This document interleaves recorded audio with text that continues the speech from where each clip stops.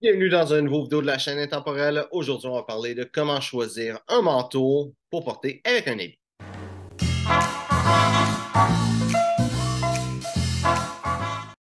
Donc, quand c'est le temps de mettre un manteau avec ton habit, il y a plusieurs choses à déterminer. Donc, qu'est-ce que je veux dire? Ça va être bon autant pour un manteau d'hiver que pour un imperméable. Les deux, ça va être un manteau. C'est sûr que tu le choisisses pour la saison et pour l'utilité que tu vas en faire. Et c'est évident. Soit c'est quand même une bonne épaisseur pour le temps que tu vas le porter. C'est un manteau de pluie, un imperméable en fait que tu vas avoir pour l'été. Tu ne vas pas avoir le même genre de manteau que si tu veux un imperméable pour l'automne ou un manteau d'hiver. Ça, c'est quand même sûr que c'est à savoir, mais ça, c'est évident en soi. Une autre chose, ça va être le style de manteau. Il va y avoir plusieurs types de manteaux. Il va y avoir des manteaux à simple boutonnage, double boutonnage. Tu vas avoir des imperméables, tu vas avoir des trench coats, par exemple, qui plein de petits détails qui en fait le manteau qui est. Donc, ça, en réalité, c'est un choix stylistique. Quel type de manteau tu vas porter? Jusqu'à un certain point. Une chose qui est importante, c'est que tu veux un manteau qui va être classique pour porter avec un habit, parce qu'un habit, c'est déjà un ensemble classique. Tu ne veux pas avoir un parka, genre avec tout le poil autour du capuchon avec un habit, ça ne va pas bien aller avec. C'est un manteau qui est plus moderne. Il faut avoir l'utilité de chaque vêtement qui est la même au final. Donc, quand tu vas avoir un manteau, il y a une couple de choses à savoir quand tu vas prendre ton manteau, quand tu vas le mettre. Vraiment, un manteau, un bon manteau, va avoir la même grandeur qu'un veston. Donc, tu vas pas, si ton veston, par exemple, moi, mon veston, c'est un 42. Donc, si je peux m'acheter un manteau, ben, je vais vouloir un manteau 42. C'est sûr que certaines marques vont y aller juste médium, large, etc. Mais le manteau va être la même grandeur. Le manteau, il va être conçu pour être mis par-dessus un veston. Donc, un manteau 42 va marcher pour toi si tu portes 42 avec un veston. Il y a toujours un petit peu d'espace qui est fait pour être mis avec un veston. C'est un manteau qui est un manteau habillé ou un vrai manteau pour être fait pour être mis avec un habit. Donc, pour faire une distinction, il y a certains manteaux qui a l'air d'être un manteau habillé. Le meilleur exemple que je peux te donner, c'est un caban. Un caban, ce qu'on appelle en anglais un peacoat, qui est le manteau un petit peu de marin, qui est quand même assez court, à double boutonnage, des fois avec des boutons en métal, ou des fois sinon juste des boutons en plastique, avec un revers souvent assez large. Donc ça, c'est un manteau qui a l'air d'un manteau habillé, mais c'est pas un manteau qui est fait pour être mis avec un veston. Ça, c'est bon à savoir. Il y a certains manteaux que tu peux quand même avoir un passe-droit, mais il y a de quoi à. Il y a certains manteaux qui ne vont pas être conçus pour être avec un veston. Puis quand tu vas le porter, tu vas le savoir parce que tu te sentir pas un manteau, tu es supposé d'avoir quand même une certaine mobilité avec ton manteau parce que tu as besoin de faire des choses. Moi, je pense beaucoup à conduire quand c'est l'hiver, tu mets ton manteau par-dessus ton veston, tu veux être au chaud, tu prends même un chandail en dessous, tu vas être capable de bouger, tu vas quand même être capable d'avoir de l'espace. Donc, c'est correct que ton manteau il est un petit peu plus lousse, c'est une coupe qui est un petit peu plus large que ce que tu es habitué. Le manteau est fait pour ça, pour te donner de la mobilité. Il faut penser qu'avec ton manteau, tu vas avoir une coupe de couche, tu vas même avoir le foulard des fois qui va être dans le milieu du manteau, qui va prendre une certaine place. Ça prend l'espace pour accommoder tout ça. Coupe de choses à savoir aussi.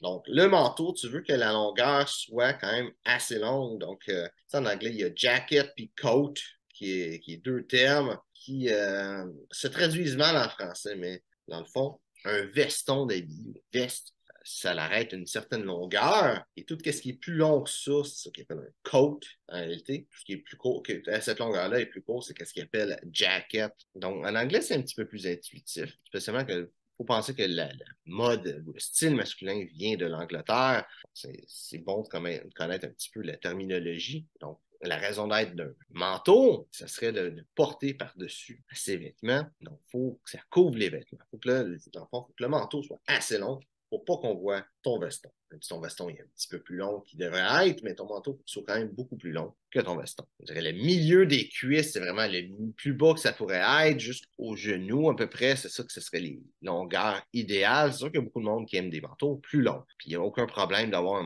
manteau qui va jusqu'à presque à terre. C'est sûr que rendu à terre, avec la neige, tout ça, c'est peut-être pas une bonne idée, ou avec les pluies. Et passer le genou, c'est un petit peu moins pratique dans la vie de nos jours, où est-ce qu'on vas être en voiture, tu vas être assis sur ton manteau, le manteau traîne à terre. C'est pour ça, entre autres, que les manteaux ont raccourci avec le temps, mais un manteau quand même qui va avoir une bonne longueur pour cacher ton veston. Ça, c'est quelque chose de très important. Puis plus qu'il est long aussi, plus que ça va couvrir tes jambes, plus que tu vas être confortable avec la température extérieure. Une autre chose aussi à regarder avec le manteau, quand tu vas l'essayer, quand on choisit un manteau au magasin, en réalité, là, donc quand tu vas le mettre, donc deux choses. Premièrement, tu l'essayes avec un veston et je te conseille de déboutonner ton veston. Plusieurs raisons pourquoi c'est mieux de déboutonner ton veston. Vraiment, tu sais, quand tu t'assis, tu es supposé de déboutonner ton veston. Donc, quand tu as un manteau par-dessus avec le foulard, tout ça, c'est plus dur d'aller déboutonner ton veston quand tu vas t'asseoir. Ça va être plus confortable tout le temps. Et en plus de ça, ça ne se verra pas avec le bouton détaché. Ça donne plus de beauté d'avoir le bouton détaché de ton veston.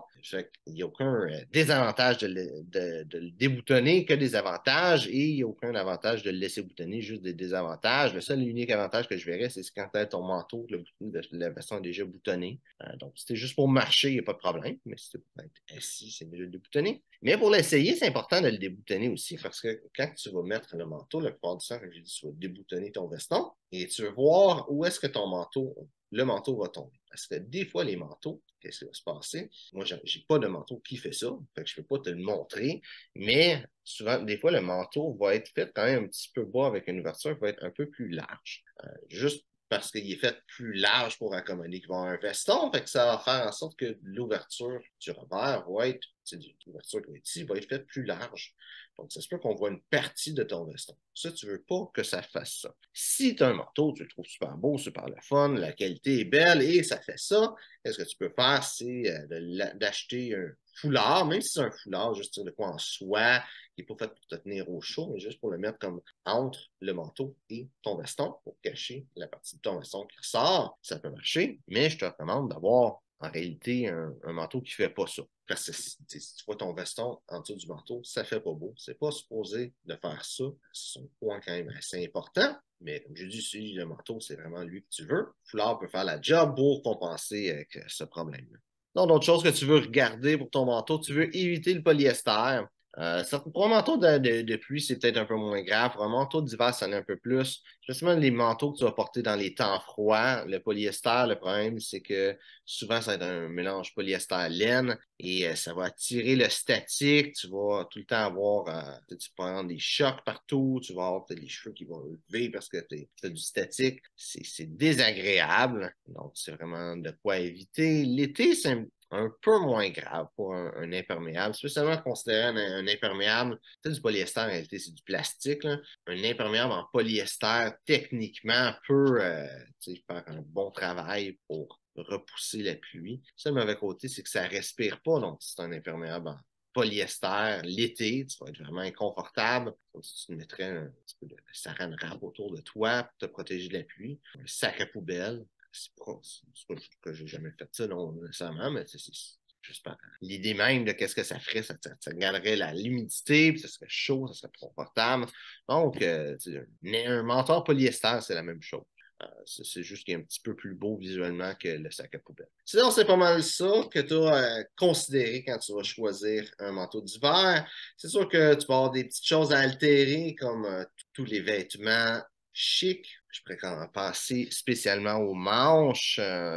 Techniquement, tu devrais avoir un peu moins d'altération à faire parce que c'est un vêtement qui est fait pour accommoder d'autres vêtements en dessous. Donc, techniquement, c'est des choses c'est pas fait pour être parfait, un fit parfait sur toi, c'est fait pour te garder au chaud et avoir des vêtements en dessous. Donc, la seule chose que je dirais que tu pourrais peut-être vouloir changer sur un manteau, c'est la longueur des manches, voire la longueur du manteau en tant que tel que tu voudrais faire raccourcir un petit peu. C'est toutes des altérations qui sont faisables, mais c'est rien de aussi à considérer quand tu vas l'acheter. Est-ce que la longueur te convient et est-ce que la longueur des manches est à faire?